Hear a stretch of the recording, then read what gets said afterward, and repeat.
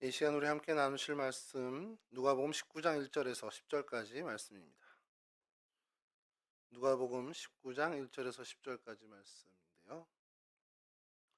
제가 그냥 봉독해 드리겠습니다. 새 번역입니다. 예수께서 여리고에 들어가 지나가고 계셨다. 삭개오라고 하는 사람이 거기 있었다. 그는 세관장이고 부자였다. 삭개오는 예수가 어떤 사람인지를 보려고 애썼으나 무리에게 가려서 예수를 볼 수 없었다. 그가 키가 작기 때문이었다. 그래서 그는 예수를 보려고 앞서 달려가서 뽕나무에 올라갔다. 예수께서 거기를 지나가실 것이기 때문이었다. 예수께서 그곳에 이르러서 쳐다보시고 그에게 말씀하셨다. 삭개오야, 어서 내려오너라. 오늘은 내가 네 집에서 묵어야 하겠다. 그러자 삭개오는 얼른 내려와서 기뻐하면서 예수를 모셔 드렸다. 그런데 사람들이 이것을 보고서 모두 수군거리며 말하였다. 그가 죄인의 집에 묵으려고 들어갔다. 삭개오가 일어서서 주님께 말하였다. 주님 보십시오. 내 소유의 절반을 가난한 사람들에게 주겠습니다. 또 내가 누구에게 강제로 빼앗은 것이 있으면 네 배로 하여 갚아주겠습니다. 예수께서 그에게 말씀하셨다. 오늘 구원이 이 집에 이르렀다. 이 사람도 아브라함의 자손이다. 인자는 잃은 것을 찾아 구원하러 왔다. 아멘. 어려서부터 교회 학교를 다니신 분들이라면 정말 숱하게 들었던 이야기입니다. 삭개오.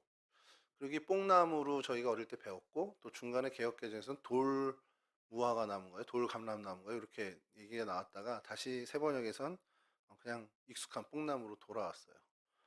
오늘 배경은 이제 예수님께서 이제 예루살렘에 이제 마지막 사역을 해서 예루살렘에 오르실 때 예루살렘에 가는 길목이 이제 여리고를 거쳐서 또 베다니를 거쳐서 예루살렘에 입성을 하는 길입니다.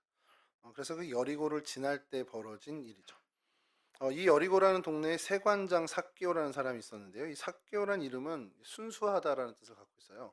그러니까 오늘날 치면은 뭐 박순수, 뭐 김준수, 뭐 이런 식의 이름일 텐데, 근데 그가 그 이름에 걸맞지 않게 세상 풍파를 그냥 정말 온몸으로 다 맞은 정말 달고 다른 사람이 되었습니다. 세관장이라고 하면 이제 세리 중에 최고입니다. 세리 중에 으뜸 이렇게 되는데, 당시에 세리는 어떤 평판이었는지 다들 아실 거예요. 육체적으로 타락한 사람은 창기, 영적으로 정신적으로 타락한 사람은 세리. 이렇게 되는 거죠. 로마에서 세금을 이제 우리로 치면 이제 머리수대로 세금을 걷습니다. 이렇게 머리수대로 재는데 이 사람 집에 몇 명이 있는지 다 조사를 해야 되잖아요. 그거를 이제 깎아주기도 하고 또 이렇게 부과하는 것을 좀 과하게 하기도 하는 게 이제 세리에, 그러니까 세리에게 그냥 권한을 준 거죠. 그러니까 동족을 이제 동족의 어떤 고혈을 빠는데 동족을 사용한 겁니다. 그러니까 이 세리는 유대인 사람들, 유대 모든 사람들에게 좋은 평가를 받을 수가 없는 애초에 그런 자리입니다. 우리도 일제 강점기를 당해봤기 때문에 아는데, 그런 얘기를 하시는 걸 이제 TV 프로에서 본 적이 있는데, 일본인이 우리를 수탈하고 괴롭힌 것보다도 같은 민족이 더 괴롭힌 그 부분이 더 괴로웠다라는 얘기들을 좀 해요. 그러니까 마치 이제 그렇게 이제 이 로마도 세금 수납에 있어서는 이 삭개오 같은 세리들을 사용하게 됩니다. 인식이 안 좋고 그걸 또 삭개오도 알았죠. 알고 있었습니다. 그래서 어느 성경학자가 이 삭개오에 대한 이야기를 좀 상세하게 쓴 것을 좀 보게 됐는데, 그러니까 삭개오의 어린 시절, 성경에 전혀 나오지 않는 얘기입니다만 이제 상상력을 동원해서 이야기를 이제 풀어나가는 거죠. 키가 작았다라는 것이 하나에서 출발을 한 거예요. 이게 사람들의 상상력이요, 생각보다 굉장히 괜찮습니다. 여러분, 대장금이라는 드라마 혹시 아세요? 대장금은 후반부에는 어쨌든 음식을 만드는, 그리고 전반부에 음식을 만드는 게 되잖아요. 그리고 그 다음에 여자 의사처럼 이제 여어의가 이렇게 되는데, 그 기록이 조선왕조실록에 내 몸은 여의가 안다 이 한마디로 이제 시작된 거예요. 그 드라마 자체가. 그래서 궁중에서 어떻게 들어왔을까? 그 상상력, 작가적인 상상력이죠. 그래, 그러면 음식 만드는 수락관에 있다가 이렇게 눈에 들여서 이렇게 된 거 아니냐, 이런 어떤 온 스토리를 다 만들어서 대박의 스토리를 만들어냈습니다. 삭개오에 대해서도 이 성경학자들이 정말 상상력을 더해서 이야기를 좀 갖추는 것이, 당시 시대상이 유대 지역의 실업률이 50% 정도라고 했대요. 그건 이제 뭐 역사적인 기록이겠죠. 그걸 근거로 하고 성경에 그가 키가 작았다라는 그 구절을 더해서 키가 작은 삭개오가 어릴 때 자라나면서 어떻게 보면 좀 나름대로 이렇게 컴플렉스를 갖게 된 것들. 그러면서 주변 사람들에 대한 사랑보다는 적개심을 갖고 자라났을 것이고, 그러다 보니 그가 어차피 이 사람들하고 내가 어울리지도 못하고 이 사람들로부터 인정 못 받을 거면 돈이나 벌어야겠다. 그래서 돈을 벌 수 있는 정말 악질의 웬만한 유대 사람이면은 들어가지 않는 그런 세리의 일을 시작하게 되었다. 그래서 뭐 멸시받는 거는 그냥 그러려니 하고, 아까도 말씀드렸지만 육신적으로 타락한 사람은 창녀, 그리고 그만큼 도덕적으로 타락한 사람을 세리로 보는 그런 시선에 아랑곳하지 않고 그냥 세리로서 정말 열심히 한 거죠. 그래서 세관장의 자리까지 오르게 됐다. 이렇게 이제 성경학자들이 상상하는 이야기들을 펼쳤습니다. 제가 그 이야기를 들으면서 굉장히 일리 있다는 생각을 한 거예요. 그래, 우리가 하나님을 이제 제끼고 사람들의 평판 제끼고 그리고 그냥 오로지 물질만 바라보고 산다면 그 사람은 괴물이 됩니다. 우리 사회 곳곳에 이런 괴물들이 있죠. 정말 주변 아무도 개의치 않아요. 주변에 어떤 평판도 필요 없고 주변에 어떤 사람들이 이야기하는 삶의 가치나 의미도 필요 없습니다. 오로지 나는 돈을 위해서 산다. 주변에 한두 명쯤 있지 않습니까? 제 주변에도 한 사람이 딱 떠오른 사람이 있는데, 돈을 위해서라면 뭐 수단과 방법 가리지 않습니다. 자, 근데 이 삭개오가 그와 같은 인생길을 걸어서 사실 소위 말하는 유대인으로서는 출세할 수 있는 가장 정점인 이 세관장에 오르게 됩니다. 유대인이 왕이 될 수는 없는 거잖아요. 그러니까 세관장이 최고의 정점에 갔는데, 자, 그때 그 사람이 이제 여리고에 있었고, 이 사람이 왜 그러면 예수님이 그 마을을 지나가는 데에 대한 호기심을 갖게 됐고 예수를 만나고 싶은 마음이 생겼을까라는 거예요. 근데 그 배경들을 성경학자들도 이제 많이 상상하죠.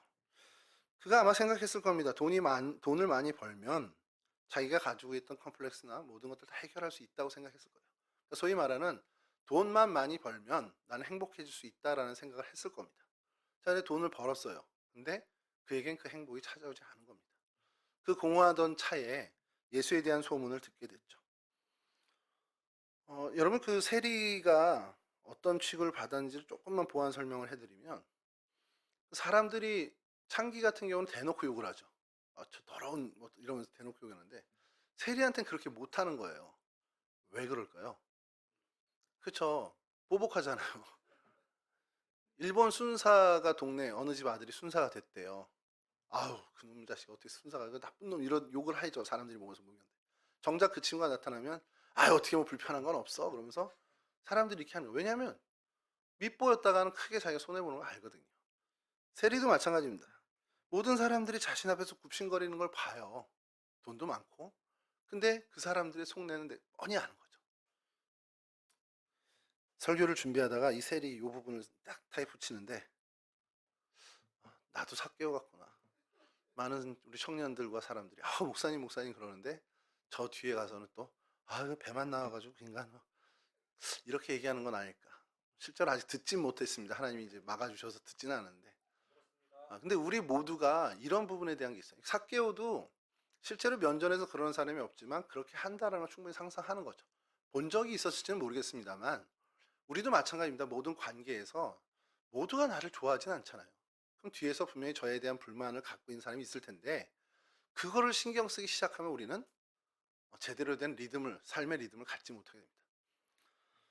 어느 심리학자가 그 얘기를 하더라고요. 그러니까 사회학자인데, 정확히 사회학자인데 이제 정신건강에 대해서 이야기하면서 이제 반쯤 포기하라는 거죠. 이제 미움받을 용기라는 책에서 좀 나오는 얘기인데, 내 주변에 10명이 있어요. 그러면 몇 명이나 나를 좀 그래도 긍정적으로 우호적으로 생각할까? 세준이는 주변에 10명 중에 몇 명 정도가 나를 그래도 긍정적으로 생각할까?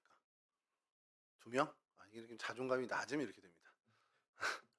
이제 보통 팩트는 한 3명이래요. 3명 정도는 그래도 내가 뭘 해도 내가 씻지 않고 와도 아유 귀여워 이렇게 해주는 사람이고, 내가 좀 뭐 잘못을 해도 그럴 수 있지 이렇게 수용해주는 게 한 3명 정도 되고, 또 3명은 내가 무슨 짓을 해도 날 미워하는 사람인 거예요. 정말 막 온갖 물질 공세를 하고 뭐 선물해줘도 또 왜 저래?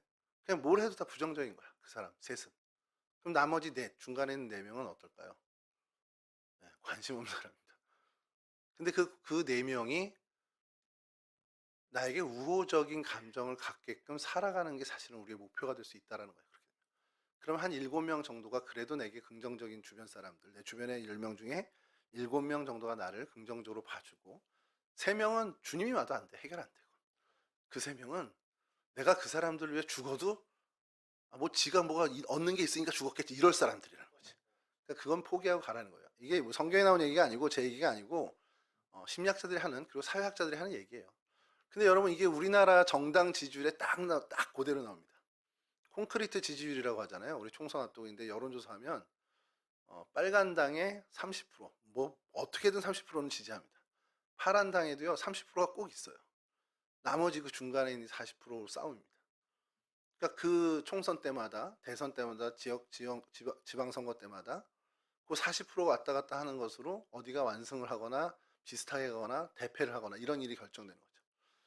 삭개오도 그와 같은 현상, 그런 사회에 놓여져 있었고 그런 현실에 있었던 사람입니다. 근데 그거를 개의치 않고 하다가 이제 공허한 거예요. 돈도 벌어받고 사람들이 내 앞에서 굽신거리고 내가 힘있게 있는 위치에 있는데 뭔가 허무해. 왜냐하면 거기엔 진짜 행복이 없기 때문에 당연히 그럴 수밖에 없는 겁니다. 그러면 진짜 행복이 돈에서 옵니까? 부자로 안 살아봐서 모르잖아요, 우리는. 한번 살아봤어야 알지. 어쨌든 근데 부자로 살아보신 분들 대부분이 그 얘기를 해요. 아니래. 거기에 행복이 없대요. 근데 가만히 우리가 성경을 묵상해 보면 당연한 거예요. 우리는 세상을 다 가져도 행복할 수가 없습니다. 만족할 수가 없습니다. 주님이 여러분 뭐라고 그랬어요? 한 영혼이 온천하보다 귀하다고 그랬어요? 귀하다고 그랬어요? 귀하다고 그랬어요. 가치가 높다라는 겁니다. 그러니까 이게 그릇으로 비유하면 이 한 사람이라는 영혼의 그릇이 있는데 이 그릇이 이 온 세계보다도 큰 그릇이라는 거예요. 그럼 이 그릇에 세계를 담아요. 남을까요? 넘칠까요? 큰 그릇에 그거보다 작은 걸 담으면 안 넘치잖아요. 한 영혼이라는 이 사람의 가치의 그릇은 세계보다 큰, 이 온 세상보다 큰 그릇의 가치입니다. 그러니까 여기를 담아도 채워지지 않는 거예요. 그러면 만족하고 행복하려면 어떻게 됩니까? 이 한 영혼의 가치의 그릇보다 더 큰 것을 담아야 돼요. 그건 주님밖에 없습니다. 하나님밖에 없어요. 그래서 우리가 온 세상을 가져도 우리는 만족할 수 없는 존재인 겁니다. 잠깐은 행복하겠죠. 전에보다 많으니까 비교하면서 내가 어제보다 많았네? 많아졌네? 이 기쁨은 있어요. 그게 뭐 2, 3일밖에 더 갑니까? 전에도 한번 말씀드렸지만 핸드폰, 뭐 스마트폰 최신 나와서 바꾸잖아요. 예전엔 그래도 한 일주일 갔거든요. 요즘 이틀이면 끝나요. 요즘은 뭐 바꾸고 싶지도 않아요. 바꿔서 그냥 데이터 옮기는 거나 짜증나지. 뭔가 새로운 거, 뭐 맥북 샀어요? 그러면 좋다, 기분 좋다. 잠깐의 기분 전환 정도밖에 안 됩니다, 이제. 예전에도 한번 말씀드렸지만 이런 얘기를 제 선배한테 하니까 저 선배가 한참 듣더니 공감하면서 야, 맞아, 맞아 그러다가 근데 우진아, 집 사면 1년은 좋아. 그러더라고. 집을 사봤어야 알지 내가. 그래요? 1년이나 가요? 그랬더니 꽤 가네. 근데 이제 주변에 사람은 그래도 좀 제법 가죠. 여러분 이 땅에 우리에게 즐거움을 줄 수 있는 것은 사실 그나마 사람이에요. 선한 사람, 신앙의 동지, 가족들이 그나마 우리에게 좀 길게 한데 그 역시도 영원한 기쁨이 되지 못합니다. 채울 수 없어요. 하나님만이 우리를 가득 채우고도 넘치는 행복을 줄 수 있는 분입니다. 그러니까 삭개오는 목표를 잘못 잡은 거죠. 어쨌든 그 어릴 때 뭐 우리가 상상하던 뭐 그런 과정이 있던 없던 그는 목표점을 잘못 잡았고 세관장이라는 자리까지 올랐지만 그는 공허함을 느낄 수밖에 없었던 자리에 있었다는 겁니다. 자, 그런 그가 눈을 돌리기 시작합니다. 행복이 어디 있을까? 진짜 나에게 만족을 주는 게 어디 있을까? 그러다 예수님에 대한 소문을 들었어요. 저 갈릴리 지역에서부터 어떤 운동이 있는데 그 사람들의 모임이 있는데 야, 이러이러한 일이 벌어지고 가난한 자들이 정말 병자들이 나음을 입고 가난한 자들이 복을 받고 이런다는 거야. 그러면서 근데 그 중심에 예수라는 사람이 있어. 나사렛 출신에. 그 얘기를 계속 듣게 되죠. 그 소식을 들으면서 그 마음은 계속해서 기대감을 갖게 됩니다. 도대체 어떤 사람이길래 사람들이 그렇게 변화되고 사람들이 그렇게 행복하다 얘기할까? 자, 근데 그 분이 예루살렘으로 오르시는 길에 우리 동네 여리고를 지난다는 거예요. 어떻게든 한번 봐야겠다. 이 갈망이 어떤 갈망이었을까 생각을 하면 사실 상상은 잘 안 됩니다. 얼마 전에 TV를 보는데 엊그제죠. 엊그제 보는데 야구를 굉장히 좋아하는 사람인가 봐요. 그래서 막 그 계획이 나온 그 발표된 이후부터 자기는 잠을 제대로 못 잤다는 거야.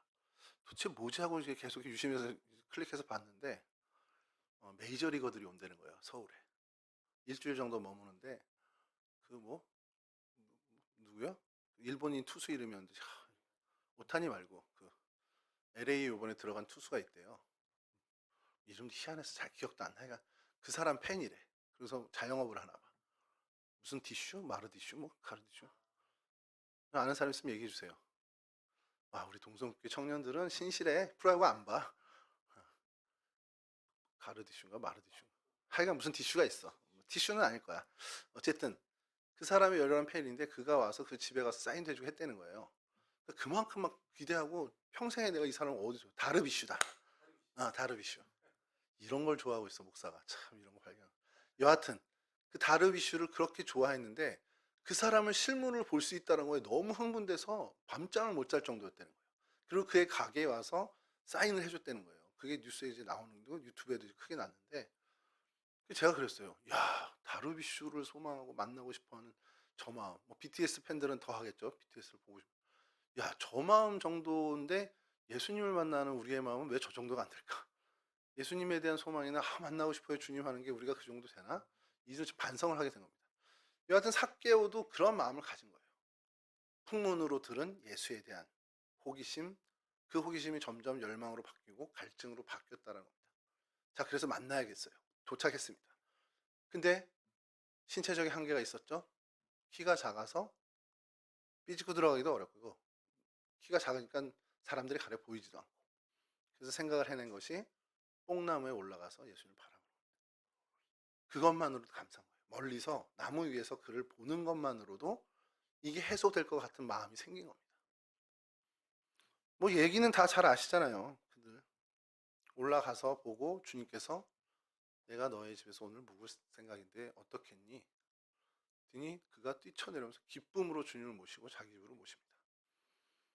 여러분 이렇게 이야기가 진행되는데 이때도 어떤 것이 이제 주님께서 내가 니네 집에 묵어야겠다 했을 때 기쁨으로 모시고 들어가는 이 과정에서도 삭개오는 순탄한 과정을 거치지 못했습니다. 사실 거기서 모든 이야기가 끝나면 좋은데 그렇게 들어갔다. 근데 사람들이 수군거리기 시작합니다. 뭐야? 예수님 괜찮은 사람인 줄 알았더니 세리랑 치네? 그 시선들 삭개오가 몰랐을까요? 삭개오는 분명히 알았죠. 저는 그런 마음이 있지 않았을까 생각이 들어요. 내가 차라리 욕먹는 건 난데 내가 좋아하는 저분 그래서 어떻게든 정말 나로 인해서 내가 정말 기쁨을 얻었는데 그분이 나로 인해서 욕을 먹고 있어. 그럼 되게 찝찝하잖아요. 안 그래요? 나는 어차피 욕먹는 사람이에요. 그러니까 괜찮아. 근데 내가 이분을 모시고 함께 지내는 것 때문에 이분이 덩달아 욕을 먹어. 그게 마음이 너무 불편해지죠. 삭개오도 그 마음이 분명히 있었을 겁니다. 그리고 예수님 어쨌든 그 세간의 그 시선들과 이야기를 어쨌든 들으면서도 자신의 집으로 모시게 됐죠.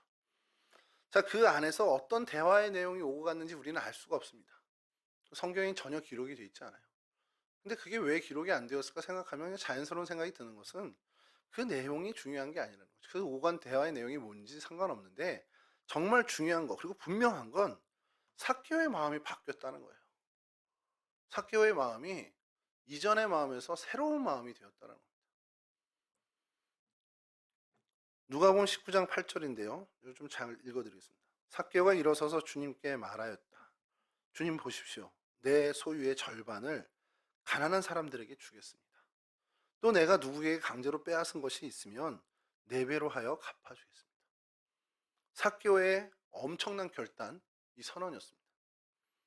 이 얘기는 뭐냐면 결국 삭개오는 변화됐고 하나님 앞에 회개했다라는 거예요. 이 회개를 얘기할 때 우리가 좀 조심스러운 게 있어요.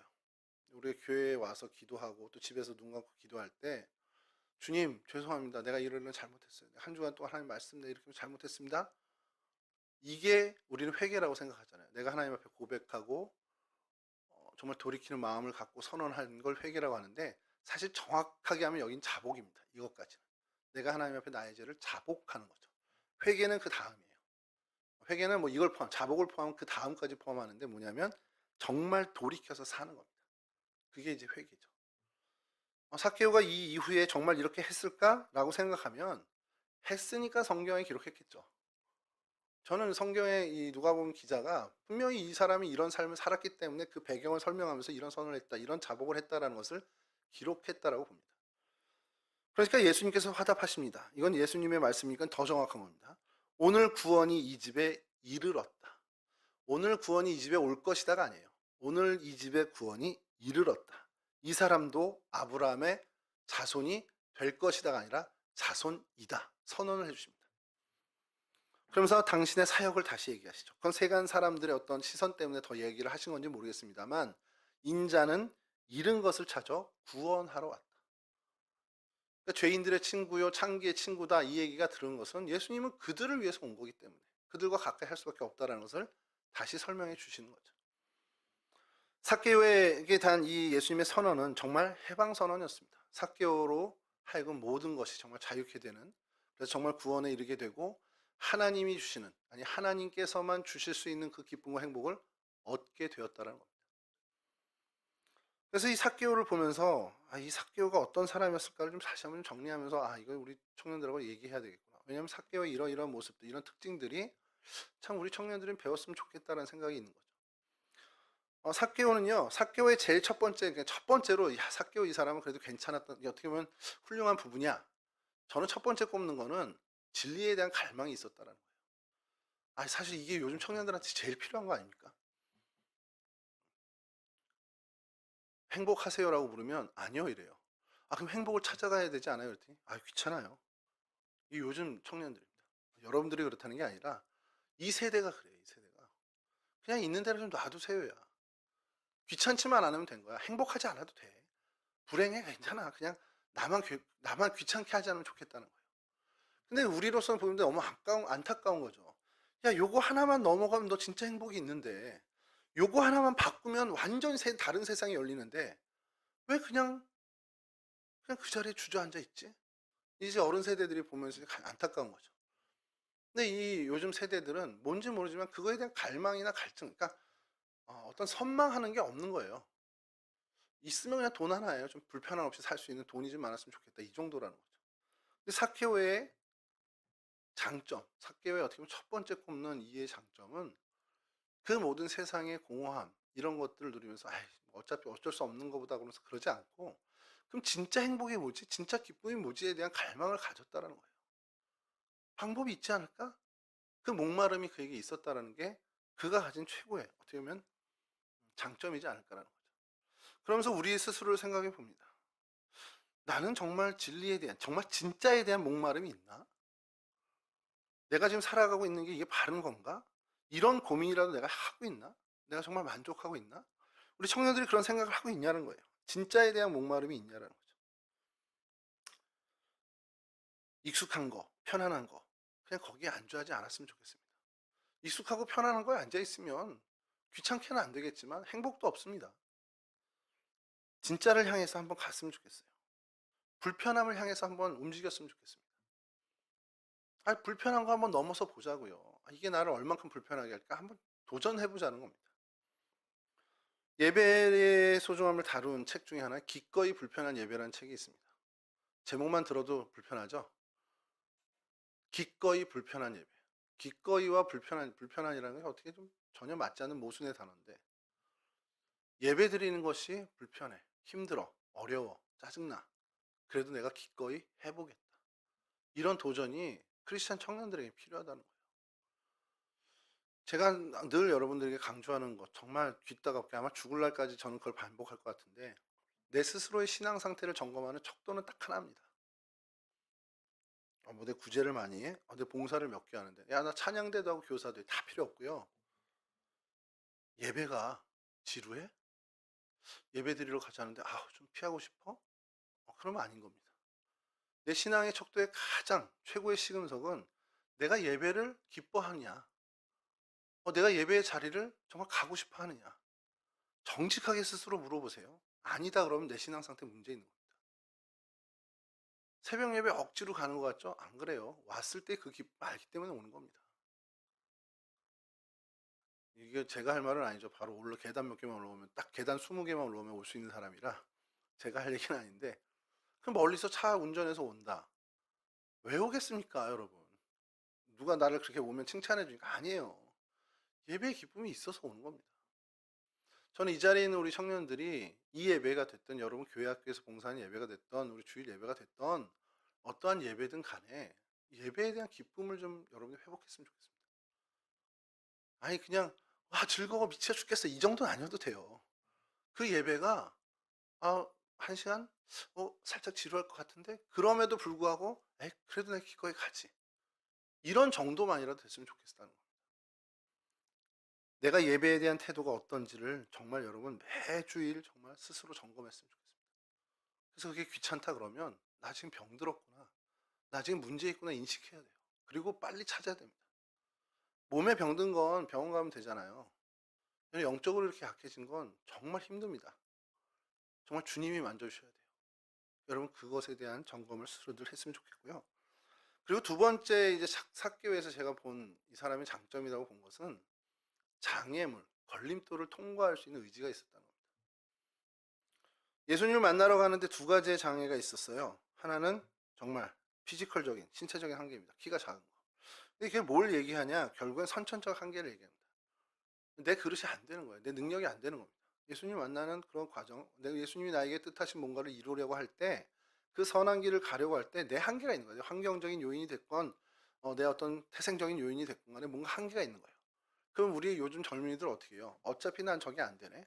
그러면서 요즘 하는 제일 많은 말, 좀 더 지났습니다. 아직 이미 좀 지나간 얘기긴 한데, 이번 생은 틀렸어. 이 말이에요. 이 말이 정말 우리를 얼마나 나약하게 만드는지 몰라요. 이번 생은 틀렸어. 다음 생이 있어요? 다음 생이 어디 있어요? 죽으면 하나님 앞에 가는 거지 그냥. 하나님이 되돌려 준다고? 영화에나 나온 얘기고. 뭐 도깨비 보니까 우리 생은 5번이 있습니다 이런 얘기 하더라고요. 그래서 5번을 다 살면 소멸된다고. 아, 김은숙 작가한테 좀 한마디 하고 싶은데 그게 거의 퍼졌어. 너무 만연돼 있어. 5번의 생이 있대요 목사님. 이런 청년들이 있었어 그 전에요. 아니에요. 기독교의 진리는 단 한 번입니다. 우리의 인생은 단 한 번입니다. 이번 생은 틀렸어? 그런 말 안 썼으면 좋겠어요. 여러분 이번 생은 틀렸어라고 주저앉는 게 아니라 걸림돌이 있고 장애물이 있는 거 하나님한테 맡기십시오. 그러면 그 걸림돌이 디딤돌 역할을 하는 놀라운 역사를 우리가 경험하게 됩니다. 나 왜 이런 집에서 태어나서 기도하잖아요. 그 집에서 태어난 게 그에게 장점이 되고 강점이 됩니다. 그게 하나님의 역사예요. 여러분 요한복음 2장 말씀을 제가 설교를 자주 하는 편인데 가나의 혼인잔치에 술이 떨어졌습니다. 치명적인 실수가 벌어진 거예요. 자, 그 치명적인 실수를 마리아가 중보적 기도죠. 주님 앞에 갖고 와 그 문제를 내어놓습니다. 주님께서 지금 내가 때가 아닙니다 어머니라고 얘기하지만 그 기도를 들으시고 주님께서 그 문제를 다뤄주셨어요. 어떤 역사가 펼쳐집니까? 포도주가 채워진 걸로 끝난 게 아니에요. 우리가 그렇게 볼 때 야 부족했던 포도주가 채워졌네? 거기서 보면 우리는 성경을 제대로 보는 게 아닙니다. 치명적인 실수가 있었잖아요. 신랑과 그 집안이 엄청난 실수를 한 겁니다. 이건 뭐 되돌릴 수 없는 엄청난 신뢰를 범한 거고 최대한의 실책인데 그걸 주님께 맡겼을 때 주님이 소위 우리 표현하는 빵꾸 떼어준다 정도로 해주는 게 아니라 그의 결정적인 약점과 비난거리가 될 수 있는 그 부분을 칭찬거리로 바꿔주시는 겁니다. 연회장이 맛을 보고 뭐라 그래요? 야 사람들 잔치 가면 좋은 거 내주다가 이 사람들이 취하면 그때 이제 하품을 내놓는데 야 이 집은 어떻게 더 좋은 걸 이렇게 취한 상태에서 주냐? 이러면서 칭찬을 해요. 주님은 그런 분입니다. 우리의 약점과 우리의 단점을 주님께, 우리의 치명적인 실수를 주님께 맡기면 주님은 그걸 받으시고 어떻게 다뤄주시냐? 우리의 강점으로 바꿔주십니다. 내 생의 걸림돌, 장애물을 주님께 드리면 주님은 그걸 디딤돌로 바꿔주시는 분이에요. 삭개오는 그런 은혜를 경험한 사람이 되었습니다. 그의 신체의 약점, 그거에 굴하지 않고 도전합니다. 주님께서 그것을 보시고 뽕나무에 올라간 그를 눈으로 보시고 불러서 내가 네 집에 오늘 묵어야겠다. 그게 모든 이 지금까지 2000년이 지난 우리에게도 삭개오 대단해. 어떻게 그렇게 나무에까지 올라가서 주님 보려고 갈망했지? 그 마음이 뭐지? 삭개오를 성경에서 우리가 만나면 그를 칭찬하는 칭찬거리를 바꿔주셨어요. 자, 또 하나의 걸림돌은 세상의 시선이었습니다. 아까도 말씀드렸지만 나는 욕먹는 거 괜찮아요. 근데 나 때문에 내가 사랑하는 주님이 욕먹어? 이건 좀 불편하죠. 그래도 굴하지 않고 보통의 우리 같으면 어떻게 했어요? 주님 여기까지 하시죠. 사람들이 봅니다. 사람들이 저 욕하는 건 괜찮은데 주님 욕하는 건 좀 제가 좀 불편하네요. 그냥 우리 집에 오시지 말고요. 여기서 얘기해 주시죠. 이게 보통의 우리의 어떤 굉장히 깔끔한 좀 젠틀한 어떤 우리의 그런 태도일 수 있다고 생각을 하죠. 근데 삭개오는 안 그랬습니다. 진짜 우리 집에 모시고 싶어요. 주님 정말 내 안에 영접하고 싶습니다. 와주셨으면 좋겠습니다. 여러분 우리가 그러한 좀 뻔뻔함이 있었으면 좋겠어요. 세상에 놓은 다른 사람의 시선에 대해서 조금은 좀 뻔뻔함을 가졌으면 좋겠습니다. 저 사람이 나를 어떻게 생각할까? 저 사람이 나를 어떻게 볼까? 내가 저 사람들에게 어떻게 비춰질까? 어차피 10명 중에 3명은 여러분들이 무슨 짓을 해도 싫어합니다. 그냥 포기하시고 주님의 시선에만 집중했으면 좋겠어요. 주님이 나를 어떻게 보실까? 나는 주님에게 어떻게 비춰질까? 여기에 더 초점을 놓고 여기에 더 무게를 두는 신앙생활, 그런 삶의 자세를 가졌으면 좋겠습니다. 그것에 더 고민하세요. 지금 나의 이 상태, 나의 이 모습을 하나님은 나를 어떻게 보고 계실까? 거기에 먼저 질문을 하시기 바랍니다. 나 이렇게 이런 모습 갖고 이런 성격이고 나 이런 불평불만 많고 나 이런 어떤 이런 모습인데 세준이 오빠 나를 어떻게 볼까? 세준이 형은 나를 어떻게 볼까? 이거 질문하지 말고 이런 내 모습 하나님은 어떻게 평가하실까? 하나님 나를 어떻게 보고 있을까? 그걸 먼저 질문하셨으면 좋겠다는 겁니다. 여러분 그래야 우리의 신앙이 하나님께 한 걸음 더 나아가고 하나님의 사람으로 우리가 다듬어지게 돼요. 세상의 시선에 계속 의식하면요 세상 사람들이 다듬는 대로 나가죠. 그건 하나님이 기뻐하시는 모습으로 다듬어질 수가 없습니다.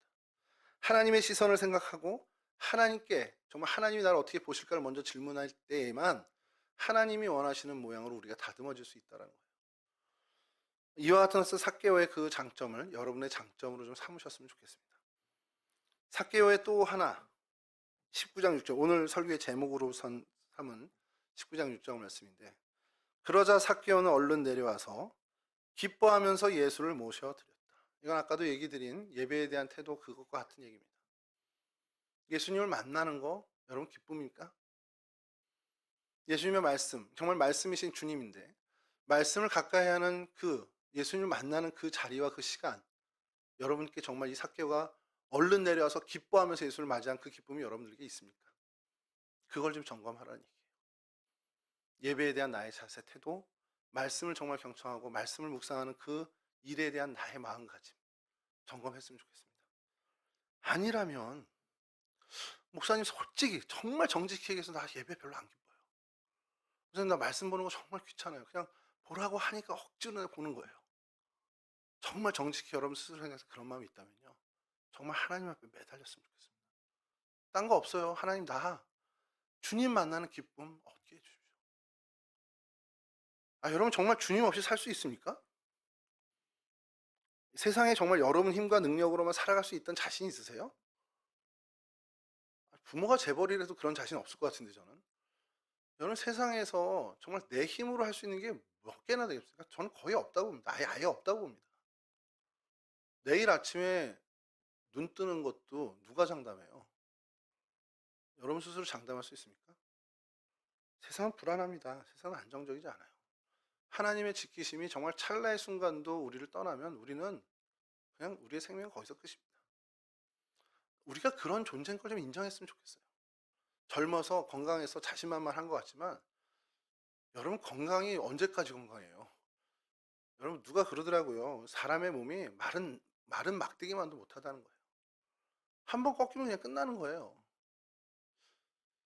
그런 나약한 나를 인정하고 내가 정말 붙들 수 있는 존재는 주님밖에 없다라는 걸 인정하고 주님께 정말 매달렸으면 좋겠습니다. 그렇게 해서 주님을 제대로 만나면요. 삭개오가 오늘 가졌던 얼른 내려와 기뻐하면서 예수를 모셔드렸던 그 마음을 우리가 회복할 수 있습니다. 정말 주님께 매달리시기 바랍니다. 여러분 이와 같은 삭개오의 마음에 이제 마지막으로 삭개오가 가졌던 진짜 중요한 강점은 이 모든 기쁨으로 주님을 영접하고 다 주님과 어떻게 했을 때 마지막 결론을 회개의 열매로 맺었다는 거예요. 제 후배가 하나가 있습니다. 이제 선배가 목사니까 형, 참 훌륭한 일 하는 건 내가 알아. 나도 하나님이 계신 건 믿어. 근데 내가 조금만 있다 교회 다닐게. 그래서 왜 그러냐 그랬더니 아니 그럼 못하는 게 너무 많아 교회 가면. 얘가 캠핑을 너무 좋아하거든요. 캠핑 못 가. 그리고 그 친한 친구 한 명인데 그 친구가 골프 치는 것도 못해. 그러니까 이게 어떤 기독교 윤리적으로 못한다는 게 아니라 시간이 없는 거예요. 예배당을 가면 자기가 그 시간을 못 맞춘다는 거야. 그러니까 여행 가야지, 캠핑 가야지, 뭐 낚시도 좋아하니까 낚시도 즐겨야지. 그리고 뭐 술, 담배 여전히 좋아하니까 해야지. 근데 교회 다니면 뭐 윤리적인 어떤 기독교 윤리적인 그게 아니라 아예 시간이 안 되니까 그걸 포기해야 되는 거예요. 그걸 뻔히 아는 거야, 그 친구가. 이거 와이프는 교회를 다니니까. 그러니까 형 조금만 늦게 갈게. 이제 그래서 영영이 못 올 수도 있어. 제가 그렇게 얘기를 했는데 여러분 우리가 예수님을 만나는데 어쩌면 이건 좀 각오해야 되는 거예요. 아니 본능적으로 알고 있어요. 내가 주님을 만나서 더 주님께 가까이 가면 내가 요즘 즐기는 이것들 하나하나 뭔지 모르지만 그 내려놔야 되는 것들이 생각날 거예요. 아, 요건 내가 좀 포기해야 되네. 아, 내가 신앙생활 더 열심히 하면 요건 내가 좀 이제는 앞으로 좀 어렵겠네. 이런 생각이 들 수 있습니다. 여러분 그거를 내려놓는 용기가 필요해요. 삭개오가 그걸 포기한 겁니다. 주님을 만났어요. 정말 얼른 내려와 기뻐하면서 예수님 영접했어. 그도 알았을 거예요. 예수님 집으로 모셔가면서 결말을 예상했을 겁니다. 아, 나 돈 이제 빈털털이 되겠구나. 나 이제 부자로 못 살겠구나. 어느 정도 예상을 했을 겁니다. 그리고 결단했죠. 내 재산 절반 가난한 사람에게 다 나눠주겠습니다. 내 소유, 내가 그 사람들에게 착복한 것이 있으면 4배로. 이게 왜냐하면 이게 레위기 율법이에요. 내가 토색한 것이 있으면 4배로 갚아주는 게 율법에 있습니다. 그래서 4배로 제가 되갚아주겠습니다. 이런 회개의 선언을 하죠. 여러분 우리에게도 여러분들이 주님 가까이 갔을 때, 주님과 더욱더 친숙해졌을 때 여러분들이 포기해야 되는 게 분명히 생깁니다. 생겨요. 여러분 주일 오후 2시 뭐 차양팀은 더 일찍 오죠. 이 황금 같은 시간에 여기에 여러분 몸이 매어 있는 겁니다. 이 시간에 저 밖에 나가면 얼마나 놀 게 많습니까? 홍대 뭐 신촌은 좀 아니라 그러니까 홍대 이런 데 가면 놀 게 얼마나 많아요. 어떤 딱 그렇게 얘기하면 한 명쯤은 속으로 아, 요즘 홍대 놀 거 없어요. 무슨 소리야? 돈이 없지 놀 게 없니? 돈이 없지 놀 건 수두룩합니다. 그거 포기하는 거예요. 이 시간을 주님께 드리면. 이 시간 내가 여기 앉아 있으면서 동시에 어디 가 있지 못하니까 이 시간을 내가 주님께 드리고 이 시간을 포기하는 겁니다. 근데 이 시간만 그러겠습니까? 살아가며 마주하게 되는 많은 것들을 여러분들이 포기해야 되는 상황에 놓이게 됩니다. 왜냐하면 주님 때문에. 그걸 기꺼이 받아들이십시오. 그러면 주님께서 주시는 놀라운 행복이 여러분들까지 임합니다. 내가 세상 요 작은 것 버렸는데, 아니 물론 내가 느낀 게 큰 거겠지만 내가 이거 하나 버렸는데 이거랑 비교할 수 없는 것으로 기쁨으로 하나님 내게 주시는 걸 여러분이 경험하게 돼요. 그걸 정말 맛봤으면 좋겠습니다. 그리고 맛본 다음에 다시 얘기하자고. 모르고 그냥 이렇게 멀뚱멀뚱 앉아있으니까 공감이 안 되는데 그거 한번 여러분들이 경험하고 나면 제가 무슨 얘기를 해도 맞아요. 그래서 연세 많으신 권사님들이랑 대화하는 게 또 편할 때가 있어. 권사님 그거 아시죠? 그럴 때 알지 이렇게 된단 말이지. 여러분들의 평생에 특별히 여러분 청년 때 저는 정말 이런 부분들에 대해서 하나님과 씨름해서 정말 매듭 짓고 갔으면 좋겠어요. 물질에 대한, 특별히 여러분 세상 물질에 대한, 세상의 가치관에 대한 바른 태도, 바른 신앙의 자세를 이 청년기 때에 확실하게 매듭 지었으면 좋겠습니다. 바른 세계관, 기독교적인 가치관, 정말 그거 반드시 여러분들이 정말 결단하고 그냥 마무리 지었으면 좋겠어요, 청년 때. 또 하나는 시간에 대한 바른 청지기적 자세를 가졌으면 좋겠습니다. 여러분들에게 주어진 이 시간 그냥 꽁으로 주어진 거 아닙니다. 세월을 아끼라 때가 악하니라는 에베소서 말씀이 있습니다. 그 헬라어 원형은 아끼라라는 뜻이 아닙니다. 건져내라라는 뜻. 그러니까 시간 속에 여러분이 살고 있는데 수많은 시간이 나를 스쳐 지나갑니다. 그냥 흘러나가는 시간으로 그냥 세워버리는 시간이 돼버린다는 거죠. 그 세월을 건져 올리라는 거예요. 그 세월을 건져 올리라. 기도하시기 바래요. 나를 스치는 이 시간들 하나님 새어나가게 하지 않고 이 시간을 다 건져 하나님께 올릴 수 있는 사람이 되게 해달라고 기도하셨으면 좋겠습니다. 여러분 금방 제 나이 됩니다. 저 눈 깜짝하고 나니까 이렇게 됐어요. 대학교 1학년 들어간 게 엊그제 같은데 잠깐 눈 떴더니 제대했고 잠깐 눈 떴더니 졸업하고 잠깐 눈 떴더니 목사가 돼 있어요. 얼마나 많은 수많은 시간이 저를 지나쳐서 새어나갔습니까? 그 시간 중에 얼만큼 내가 건져서 하나님께 드렸는지 하면 정말 부끄러울 수밖에 없는데 그 일을 여러분 청년 때에 확실한 가치관을 좀 가졌으면 좋겠어요. 그렇게 될 때 주님이 주시는, 아니 주님만이 주실 수 있는 그 기쁨과 행복이 여러분 가운데 임합니다. 확신합니다. 예배인가 쇼인가라는 토저의 책에 요 예배의 어떤 분위기에 취해서 목사들이 자기도 모르는 얘기를 설교 때 한다는 그 대목이 나와요. 제가 그거 보면서 저를 계속 한번 점검했는데, 난 그런 목사 되지 말자라는 게 제 다짐이었습니다. 주님만이 주실 수 있는 그 행복, 기쁨 여러분들에게 옵니다. 제가 모르는 거 얘기하는 거 아니에요. 제가 아는 것을 얘기합니다. 여러분 그 기쁨을 맛봤으면 좋겠어요. 그 행복을 여러분들이 누렸으면 좋겠습니다. 그와 같은 정말 하나님의 거룩한 일꾼, 하나님이 사랑하시고 또 하나님을 사랑하는 그런 하나님의 백성들이 다 될 수 있기를 주님의 이름으로 간절히 축원합니다.